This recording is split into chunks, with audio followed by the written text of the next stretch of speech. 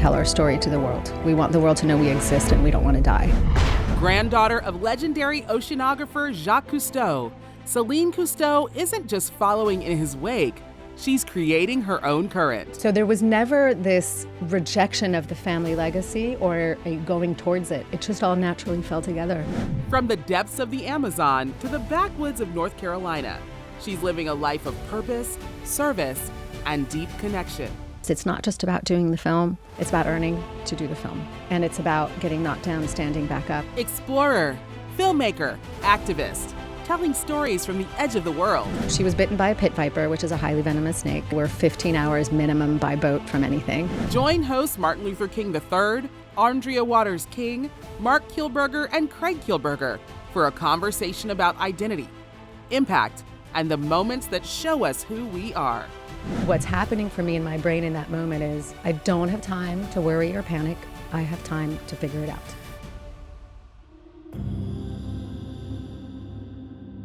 Welcome to My Legacy. Today, we have the privilege of sitting down with Celine Cousteau, a globally recognized explorer, documentary filmmaker, author, environmentalist, and our collective friend. As the granddaughter of legendary oceanographer Jacques Cousteau, Celine has carried forward a profound legacy, but in her own unique and powerful way. And what, of course, makes My Legacy podcast so special is we don't just hear from extraordinary individuals. We hear from the remarkable people who know them best. So, Celine, so grateful that you joined all of us. And would you start off by telling us who you brought today and sharing what makes them so important in your life? Oh, thank you for having me here. I brought my friend Ian Hackett. Professionally, he's just an amazing marketer, branding professional, elevating companies and businesses. But what he really does is bring in good people into those businesses and elevate them to their full potential. He's a golden unicorn.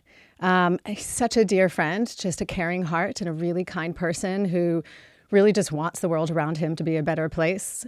He's the son of immigrants raised in California and stands for a lot of really good things. So that's who I like to surround myself with. Wow. I love that you have brought a dear friend to join you today. Thank you. Yeah, my pleasure. So let's go back to the origin. And we are all shaped by what came before us. And of course, for the blessing and the challenge, a name like Cousteau carries. Your grandfather, iconic. And can you share with us, what was it like growing up with him? And what was it like growing up a Cousteau? Well, I didn't realize what Cousteau meant to the world until I was about 9. The moment I realized that my family was public is I was walking through the Oceanographic Museum of Monaco with my grandfather holding his hand, and a group of tourists came in and approached him and asked him for an autograph. And I remember the moment he let go of my hand to sign an autograph. And I went, wait, hold on a second. Who are these people? But growing up and as an adult and being able to travel around the world and do the work that I do and hearing people say, oh, I grew up with your grandfather. When I was in Honduras and there was fighting in the streets, we would come home to be safe. And there was one show on Monday night at 7 p.m. And it would take us away from all of the strife that was outside our doors. Or, oh, I grew up with your grandfather, so I learned how to dive, or I became a biologist. And taking my grandfather out of that story, we all have that potential. And that for me is really the key to the story, is not that he was the better known person. It's all the people whose lives he touched through the work that he did, and seeing that nobody does anything alone. So we have to give credit for all the people that enabled him to do his work. Is that, much like an iceberg, he was what you saw. But below the surface, you have the 90%. And that 90%, really to honor and celebrate that is important. It was my grandmother who was key in making my grandfather's career what it was. My mom was an expedition photographer for 13 years. My father did production in the field. And then not to mention all of the crew and all the scientists and the engineers that made it possible. Well, let's give a moment to honor your grandmother, because you just said that she was really the force behind your grandfather. Can you just tell us a little bit about what do you mean by that? So my grandmother was the daughter of a Navy admiral, and she wanted to be on the oceans. But at that time, women weren't in the Navy. So she met a handsome young man who wanted to be on the oceans too. And when they married, at that time you received all the silver and the things for your wedding. She hawked everything to rebuild the boat so that they could sail. Oh, that's And awesome. yeah, and she didn't tell him. These are the things that she did. She was just like, this is what I'm doing. I really like your grandmother. Oh, yeah. There's a great story of her actually saving the ship in a storm. So all of the crew went onto land. They had important meetings, and she's like, "No, I live on the boat. This is my life. This is my home." So she stayed on the boat, and then a massive storm came in, and anchor ripped. She didn't know how to navigate the boat, but she knew what to do, and she took the boat into the storm so that she could get through it faster, because she knew that that was the way forward. And in doing so, she saved the boat. When in life we're faced with really big issues, sometimes going into the storm is the way forward. I was told it's what bison do. Cows run away from the storm, bison move into the storm to go through it faster. Wow. What a metaphor That's for who she life. was. Go into the storm. Go into the storm. Be It's the what- storm, but go into Go the storm. into the storm. It's and what as bison do. women, yes, love that. We need to be courageous. Yes. Don't be fearful. Yes. Celine, when you were young, you spent some time in the Amazon with your grandfather, Jacques Cousteau. What was that experience like, and what did you learn? My mom was off on a team already in the jungle doing her work. My father was on a raft with my brother doing their thing. And I got to fly down with my grandfather and spend a couple of weeks aboard and be in the midst of this jungle. When you're little, you feel little, right? Because you see things from a different angle. And for me, it's important to carry that forward into adulthood because we are tiny, but we are so important. So something that my grandfather, Jacques Cousteau, taught me is if you don't know how to do something, surround yourself with people who know. If you are a visionary and a creative and you have an idea, find the people that will work with you and who also have that similar dream and who will be fulfilled in taking part in it. And Ian, could you please share one thing that people would be surprised to know about dear Celine? Yes, maybe it's like 1.5 things. Um, because it's Celine, there can't just be one thing. Celine is an excellent dim sum partner. Mm. Didn't see that one coming. Because you wouldn't, because the thing is, because she's open to new things, and but she has absolute terrible poker face. So great dim sum partner, absolute terrible poker face. When she was last in San Francisco, a few of us got together, we went to dim sum, and as the carts were bustling around and the baskets of steaming joy were being placed on the table, I mentioned how my grandmother lived to be 104, and the family believed it was because she ate chicken feet every day. And I noticed Celine's nose scrunch up. So of course I immediately bought a basket of chicken feet. And because she's Celine and willing to step into the unknown, she gave it a shot. And to her credit, she was a very good sport about it. However, sometime later, a package arrived at my door. It was a package of preserved chicken feet. So I think she got back at me in a very loving way to tell me, like, yeah, I got you. But the real reason I bring this up is, yes, to poke fun at her, because it's part of the joy. But I think that it represents who Celine is. She meets people where they are, and she's willing to step into discomfort and curiosity and new experiences, not just with food, but with people. Thank you, Ian. I love the metaphor, by the way, about dim sum for life. No, sincerely, like we never know what's coming at us, but we're willing to be adventurous. There's like a book title there somewhere. And Ian, now you mentioned your grandmother. I love the story about the chicken feet. Let me tell you, it brought me back to my childhood, because if you grew up in the South and you went into a small country store in the 50s, 60s, and 70s, you most likely there would be a big jar of pickled pig's feet. And I'm sure a lot of our listeners remembered pickled pig's feet. So the chicken feet, it was very funny. But obviously, your grandmother was a very strong woman. That's something that you and Celine have in common. What are some things that you would like to share about her and her legacy? She was born in San Jose, California in 1906, just before the big earthquake. She grew up here. My grandfather came over from China, and they got married, and they went back to China to have a family. And she raised 7 kids. I think there's actually 7, but only 6 survived. And at some point, she joined the Chinese Liberation Army, and she fought for freedom for, her community. And there's a picture of her with a rifle on her hip, and looking back and being the age I am now, I'm like, wait, you had 6 kids and a husband, and you were also fighting in a war, and it amazes me at the strength that and the resilience that she had. And she eventually brought the family back to the United States for safety and, in her words, a better life. And but she never lost the spark. She never lost her spirit. She didn't take slack from anyone. And so she just is an amazing model in my life of resilience and being kind. I would go see her when I was traveling for work to New York. She lived in upstate New York. And I would go see her, and I'd walk in, and there would just be this beaming light on her face. And, unless Jeopardy was on, and then it was game over. There was nothing, no one else in the room could compete. I just love these very two strong women in your grandmothers. And particularly like when so many girls and women are continually told to be small, play small, or still not fully acknowledged, even historically. Again, one of the things I'm taking from the day is be the storm. Go into the storm. Go into the storm. Go into the storm. Celine, you've said that your family didn't push you or necessarily encourage or discourage you to be involved in the work that you're involved in.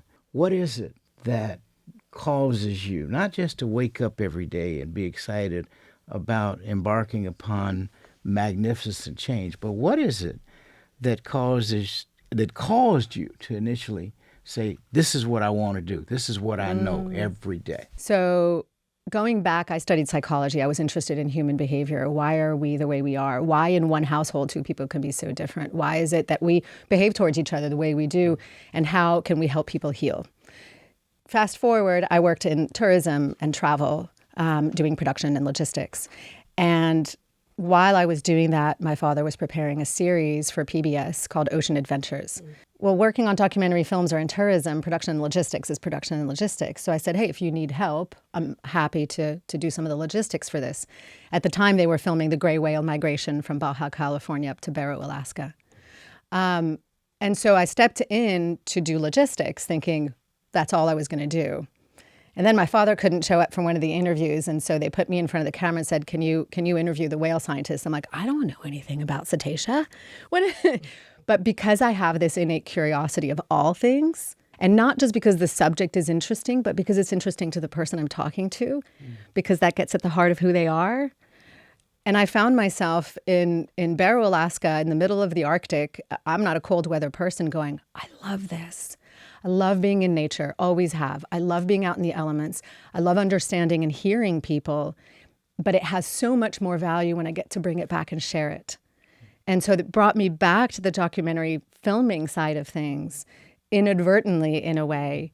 So there was never this rejection of the family legacy or a going towards it. It just all naturally fell together. Celine, you've talked a lot about the intersection between nature and humanity, and we're all truly connected. And one of the reasons we're so disconnected is because the lack of connection between humanity and nature. Can you explain that to us? What I have seen a lot, and some of the reading that I have done, is that our disconnect with nature leads to a disconnect with self. We can look at neuroscience, for example. When kids have more access to nature, they're more regulated. When people have more access to plants, they're more efficient at their jobs. So as we have retreated from nature and closed ourselves in these amazing climate-controlled environments, because we are creative humans, right? We have distanced ourselves from our true human nature, which is that we are part of nature. When we bring that nature back in, and I mean that even just a plant in your office, we start to make those connections. But we need a deeper connection with self first. Celine, you said that the work you did with Tribes on the Edge, that amazing documentary you brought into the world, was one of the most important contributions you've made. Tell us about Tribes on the Edge and why was it so important for you to tell that story? So Tribes on the Edge is a documentary film that was created at the request of the indigenous people in the Javari indigenous territory in Brazil. I met them on a different documentary, and they reached back out to me and said, we want you to come back and tell our story to the world. We want the world to know we exist and we don't want to die. That's not a light request. What I have learned intensely through this whole project, first of all, to be asked for help is an honor, because it's very difficult for some people, including myself, to ask for help. So it's a real sign of deep trust. It took me 7 years to do the documentary film between filming and post-production, because I wanted to do it independently. I didn't want to sell the story. I didn't want somebody else to edit it into what they believed should be shared or what the audience might want. I wanted to honor the voices of the people who trusted me to share it. And my conviction in doing that was tested over and over again. And I say that because I feel like I got knocked down because it took me 7 years to make it. I did it independently, unsustainably, piecemeal, out of pocket. Not highly recommended to do a documentary that way, but that's what I needed to do. And through that whole process, I realized it's not just about doing the film. It's about earning to do the film. And it's about getting knocked down, standing back up and going, no, I believe in this. This is what I'm meant to do. This is for me, and I can do this. Stand back up and go again. I've learned so many lessons in the jungle with them. Beto Maruba, who said to me, Celine, hurrying in the jungle is a waste of time. Wow. And I look at our lives in our cities, and I'm in the mountains of Western North Carolina, and somebody there, as we're walking around post-hurricane, said, trying to hurry in the mountains is a waste of time. And I was, where have I heard that before? So I've learned to slow down, which anybody who knows me, Ian included, knows like slowing down is not what comes naturally to me. And yet I still get more done. And I do it more peacefully and I do it more deeply. So that project, I know it has brought me as much as I've given it. And it has longevity beyond what I could have imagined, because what sprung from it is an initiative to bring tangible support back to them. So we're working to bring anti-venom, because it's one of the biggest problems they have there outside of a lot of the illegal activities. And we've created an education curriculum that was inspired by what they can teach us. I want to go further into the incredible work that you're doing there. You reference this, and I think for most of our listeners or watchers, they go, oh, anti-venom. But this is a real, an incredible life or death reality. And can you actually share a little bit about the pit viper? So what you're referring to is on our first of 3 expeditions filming, I brought an anthropologist. We were going to the Métis tribe. She had lived with them and spoke their language. And we went into the village, and she had lived there. She knows what it's like. But we went to bathe just at dusk. Don't bathe at dusk in the jungle. We were down by the river. She came down later, and as she's walking down to the river, she screams, a snake bit me. So she was bitten by a pit viper, which is a highly venomous snake. It is the beginning of the night in the middle of the jungle. We're 15 hours minimum by boat from anything. We don't have everything that we need to get out, right? We don't have a helicopter. We don't have all of those life-saving devices. Luckily, there was a nurse station in that village. The person that was there attending to healthcare, had antivenom, administered 2 vials of antivenom. Meanwhile, so now I have this is my team, right? These are my decisions. I have to just get into fix-it mode. So I'm there trying to soothe her. She's speaking rapidly. She's obviously very stressed and nervous because we don't know what's going to happen. So I start slowing my breathing down. I'm rubbing her back. And I'm saying, Barbara, I really need you to stop talking and slow down. And this is exactly the pace I start speaking to her. And then I say, Matt, can you go get the satellite phone, please? And then I'm talking to the nurse. And what's happening for me in my brain in that moment is I don't have time to worry or panic. I have time to figure it out. And that's it. I go into super focus mode in moments of urgency. Then I look at her and I say, Barbara, would you be okay if we filmed this? Because I also have my director hat on of this is truth. This is a moment that we can share with people where they understand the dangers that these people face every day. Just happens to be somebody from my team. We use the satellite phone. We call. I try to get a helicopter rescue, and we get denied. And I said, well, we're happy to pay for the fuel or whatever it is. No, you don't understand. The helicopter is for government officials and Indigenous people only. You entered Indigenous land on your own. You're on your own. This helicopter is not for you. I have to go back to Barbara and say, I'm sorry, Barbara, you're not the right person for a medevac. So, and I get really emotional when I talk about this. I am so grateful. A, she's alive. She's okay. I'm so grateful for the opportunity to feel, not hear, not tell the story, but to feel what it's like for somebody from my family to be told their life is worth less than somebody else's. I don't wish it on anyone. But as far as understanding and empathy is concerned, to be able to go back to somebody from my team and say, there's a solution to save you, but it's not for you. So I'll fast forward to the end. Like I said, she's okay. But what that lesson taught me is it's to be able to stand in the shoes of somebody and actually fully feel it and understand it. It is now forever. Like my body right now is reacting 100% to that fear and to that anxiety that she could have died, even though there was a solution for her. You were leading an expedition. You had a team that was depending upon you. Mm-hmm. You had a team member at this point it was a matter of life and death. What leadership qualities did that awaken in you or bring forward in you that you carried forward? I think what it did is it confirmed something I didn't know, is that I could figure it out, and that there was no room for doubt in that moment. I had also done a wilderness first responder course because I used to rock climb and accidents happen. And so I just wanted to be able to understand how to react to certain accidents. And so I went into triage mode. And there were two solutions to get additional anti-venom. One was to send our fast boat, but potentially not have enough fuel the next day to get the entire team out. And we were going through uncontacted Indigenous territory, so we couldn't stop.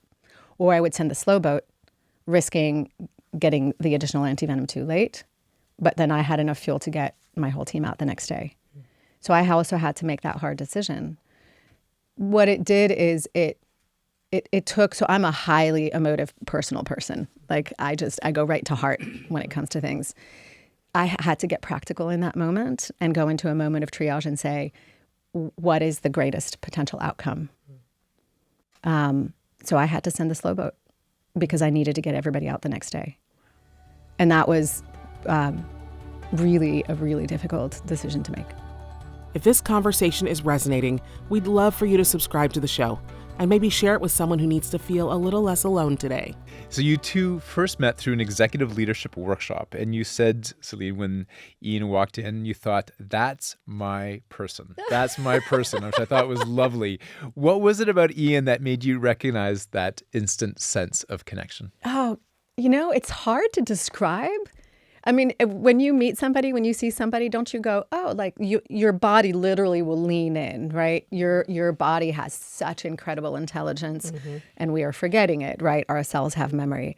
When I have that and I lean in towards somebody, I go, that's my person. And I'm like, oh, I knew something before I knew it intellectually, before my mind knew it. My heart knows it. My body knows it, right? So when you listen to that and you actually see how you react towards people and where you lean into, you'll start to surround yourself with those people that actually uplift you and who you uplift. Ian is a heart-led person. He is walking kindness. He is thoughtful. He is generous.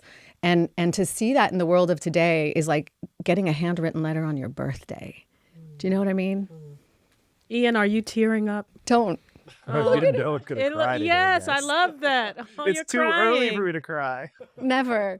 For our listeners, they can't see your face, but we can. You actually you're tearing up. That's so beautiful. Oh, gotta like hold it back. No. See, this is the thing. This is the thing about people you love is just like, why don't we do this more? Why don't we tell people what we see in them, right? Why does it take a radio show for us to be like, oh my God, you're so squishy. I love you.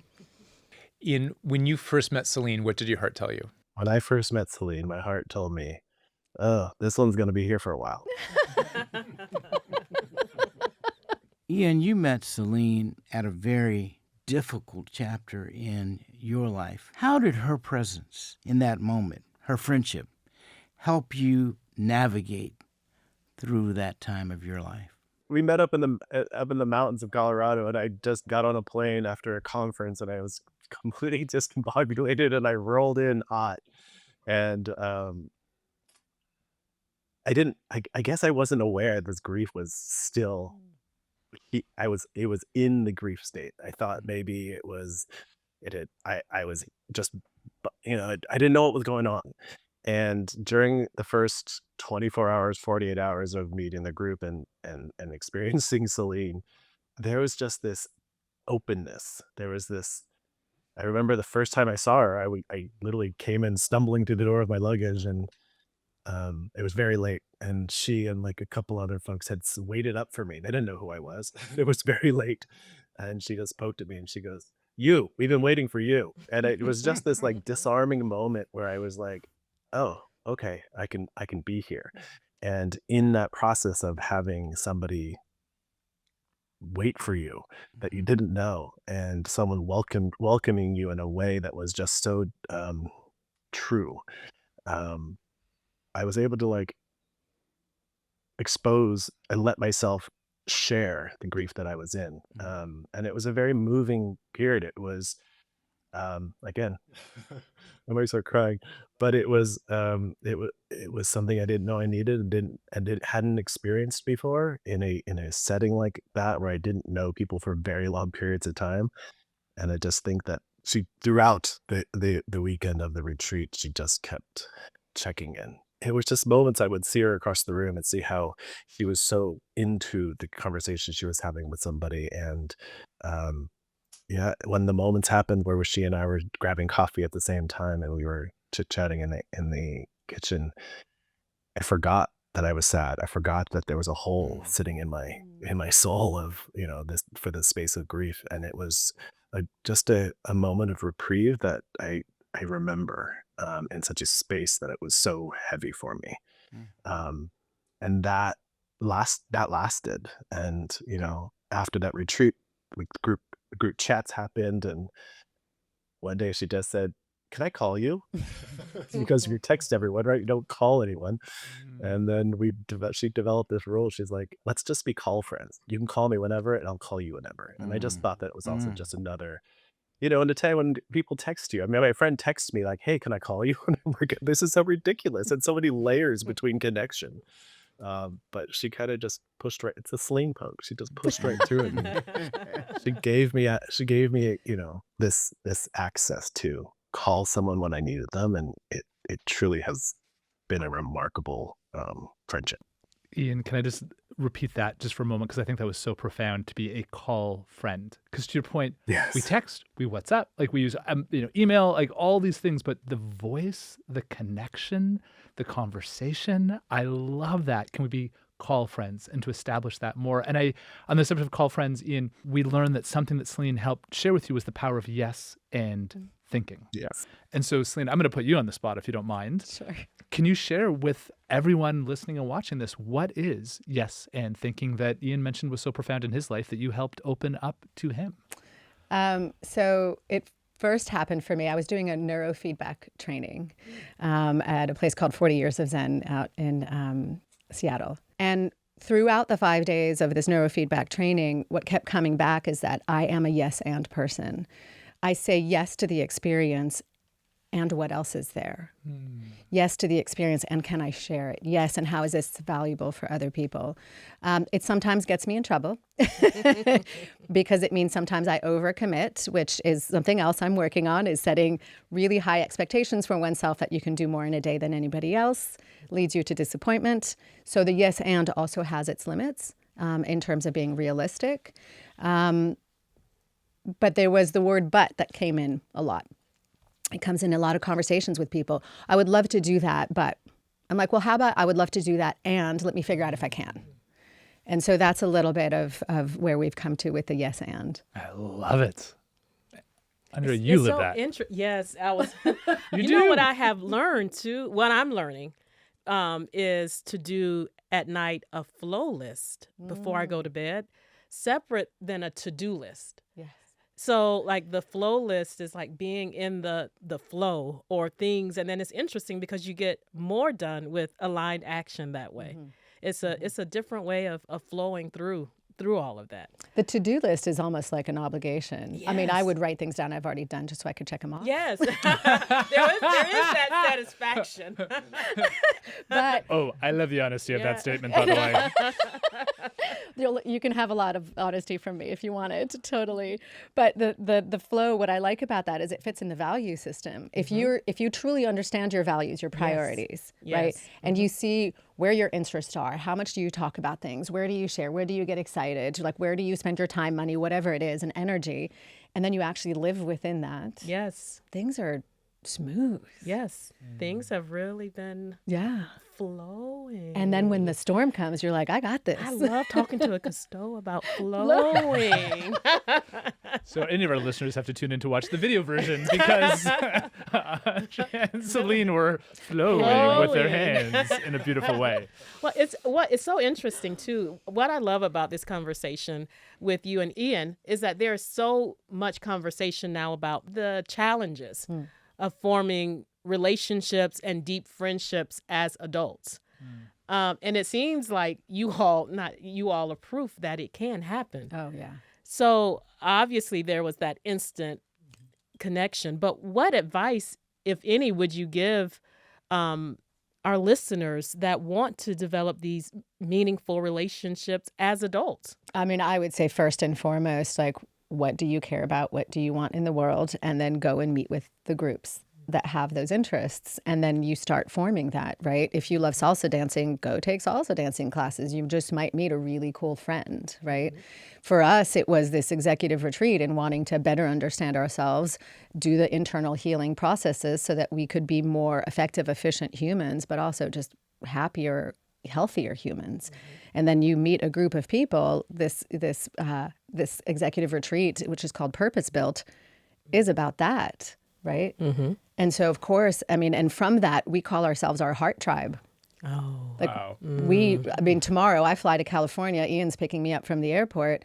And then we go to one of our group's wedding celebrations. And a small group of us from that executive retreat are coming together because we get to celebrate each other and hang That's out with people we beautiful. love. beautiful. So they're lifelong friendships. I am 100% in for like meeting, adult friends. Yes. That's the best. It's the best. Yeah.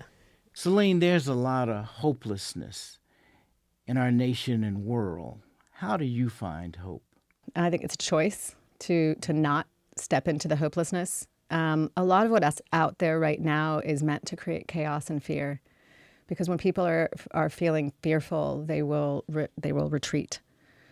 And when you are protecting self, you're not standing up for the greater collective. So what I try to do is not inundate myself with the chaos and the fear, and continue what I know is true and right, and look for those places, those people, those activities that actually elevate. What skills do I have that I can lend to what's happening in this world today? So I'll take one small example. I speak Spanish. So is there something I can do with my knowledge of language to help people who are right now really being attacked and who have a lot of fear? Can I solve everything? No, but I can use this one skill, right? When I am feeling down, when I am feeling stressed, I do call people like Ian. I'm like, I'm having a hard day.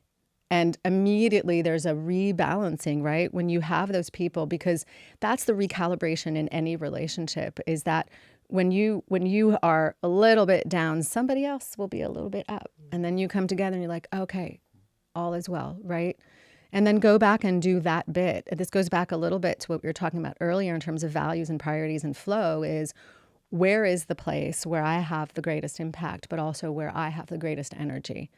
And one of the things that the four of us are doing collectively, to your point, is that we have a initiative called Realize the Dream. And we are igniting a youth movement, and we are having people all over the country and world join us. We are doing 100 million hours of service. by the 100th birthday of Martin Luther King Jr. As a way to build a beloved community. So when you talked about the fact that you speak Spanish, so with so much, going on now and people want to know, how can I help? How can I be of service? The fact that you could go and volunteer speaking Spanish and then log those hours to this initiative that we're all collectively building, the beloved community of Martin Luther King Jr. We're all serving. That's something that we all as a team and partners are extraordinarily excited about. I love that word, beloved. I mean, you can take that in so many directions. Be loved. I said be loved. That's how I taught our daughter when she was a toddler about the beloved community that her grandparents talked about so much. And I was trying to figure out a way to break it down. What is this beloved community? And then it came to me that if we could teach our children to be love, that's one way that we can create that beloved community. Ian, today's all been about relationships and connection and friendships and family. And you are the proud uncle to 2 nephews. And I want to ask you, what role can aunts and uncles play in people's lives? And what do you hope your legacy will be with them? I mean, I tease them most of the time, but Keep them humble. yeah, I mean, they're wonderful children. My sister and her husband have done an amazing job. I think, my greatest joy is just watching them grow and, poking them. I see, you see so much in kids, and I'm just so proud of them because they ask thoughtful questions. They do they'll go out and do the uncomfortable stuff. Yes, they will drag their feet. They will not want to get off their, whatever game console they're playing or their phones, but they do get up and they take their grandmother to breakfast and they do their chores, and they're both at college now, so they both call home quite often. And I think for me, it's those opportunities of making sure that I show up for them, and we have our own text thread that my sister's not on, so there's a lot of fun things exchanged on there. I think if anything, it's what I hope I can impart on them is be kind, share, extend your hand to somebody who's struggling. I used to think that, your legacy is the titles you have in the fancy office and the physical feats you could achieve. And so for them seeing that part of their uncle in that aspect, it's fine, but I've come to realize that it's about how you make people feel and how you can show people that they can be who they are authentically, that they don't have to fit in, to hide parts of themselves. I want they show up in their whole self, and I think that's something beautiful that my sister and her husband have done. I hope I've given them a little bit of inspiration as I walk around, and I'm a mixed race queer man, and I don't hide it. And Yay! I hope that they see that as a positive thing to be in the world, because we need them all shapes and sizes and from all beliefs, and so I just hope that the kindness that I extend to others, they've seen that their parents, the kindness their parents extend to others, and that creates a ripple effect where they take that and pay it forward.